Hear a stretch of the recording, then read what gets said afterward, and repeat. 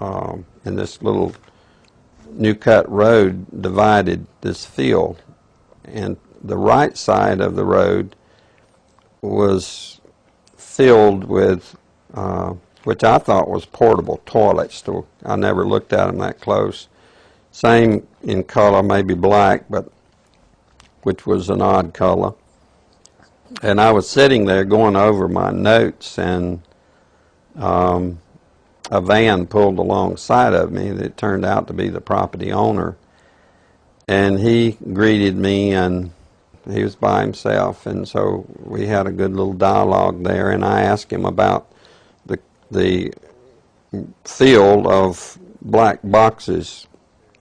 What were they? Because I'd never seen anything like that, and his statement was that if he told me, I would be one of few people in Madison, Georgia that knew about them. And he says they're disposable coffins, I believe he told me. And he says there's 100, at that time, he said there was 125,000 there. And they were stacked, he told me, 15 high. I asked him who owned them, and he stated that the CDC owned them and that they were leasing the land, leasing his land for storage.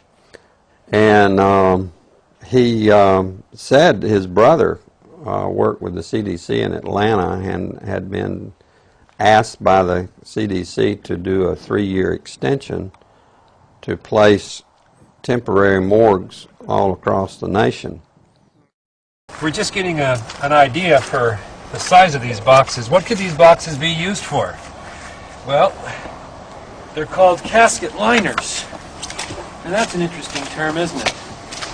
It's a casket liner. When I first heard the term casket liner, I thought perhaps a lining for a casket. But this is too big to be on the inside of a casket. So certainly this could be used as a casket. This is an inexpensive casket. And you can see the size here. There's lots of room. I think my friends here, we could all probably get inside, and it might be a little cozy, but we'd fit just fine. Which tells me that these liners can be used for more than just one. And one more time, what kind of liners are these? Casket liners. These are casket liners. That's what the man said. That's what the man told us. And we're told that there are about, well, there were about 500,000 out here.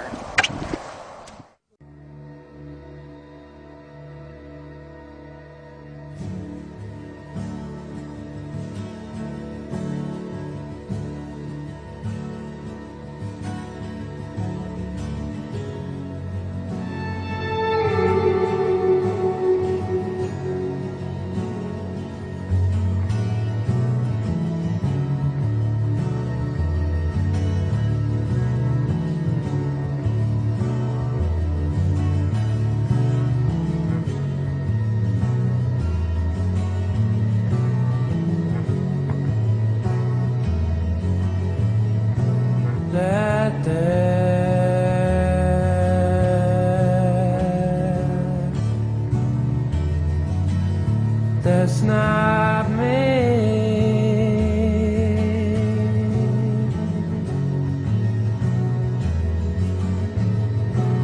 I go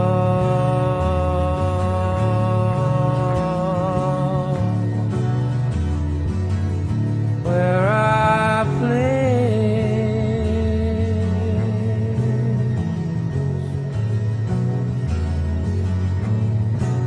I walk through walls.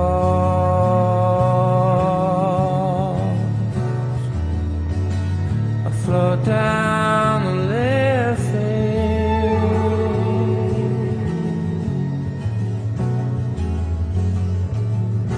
I'm not here.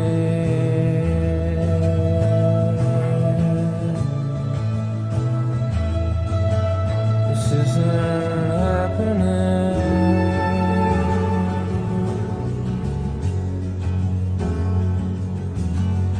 I'm not here.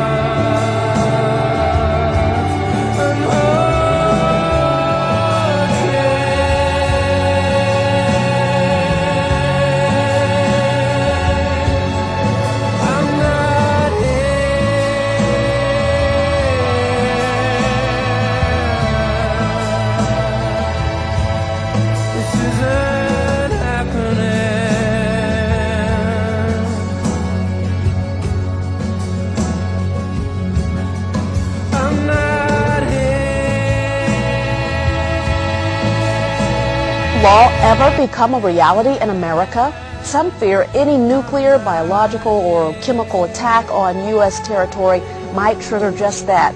And as KSLA News 12's Jeff Farrell discovered, the clergy would help the government with potentially their biggest problem, us. From my cold, dead hands. Charlton Heston's famous declaration captures a truly American value, the overarching desire to protect our freedoms. But gun confiscation is exactly what happened during the state of emergency following Hurricane Katrina in New Orleans. U.S. troops also arrived, something far easier to do even now thanks to last year's elimination of the 1878 Posse Comitatus Act. That forbid U.S. troops from policing on American soil. If martial law were enacted here at home, like depicted in the movie The Siege, easing public fears and quelling dissent would be critical. And that's exactly what the Clergy Response Team, as it's called, helped accomplish in New Orleans. Jeff, the primary thing that we say to anybody is let's cooperate and get this thing over with, and then we'll settle the differences once the crisis is over. Such clergy response teams would walk a tightrope between the needs of the government versus the wishes of the public. In a lot of cases, these clergy would already be known in the neighborhoods in which they're helping to defuse that situation. For the clergy, one of the biggest tools that they will have in helping calm the public down or obey the law is the Bible itself, specifically Romans 13. Because the government is established by the Lord, you know, and that's what we believe in the Christian faith. That's what's stated in the Scripture. Civil rights advocates believe the amount of public cooperation may depend largely on how long they expect a suspension of their rights might last. Jeff Farrell, KSLA News 12 reporting.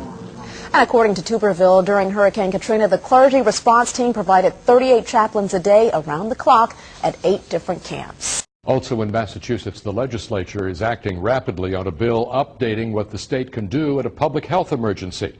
That bill has languished on Beacon Hill for some time, but with the flu outbreak, it's now racing through the legislature. NECN's Josh Brugadier is at the State House in Boston tonight. Josh? RD, the state Senate passed this bill, Bill 2028 today. They did so unanimously.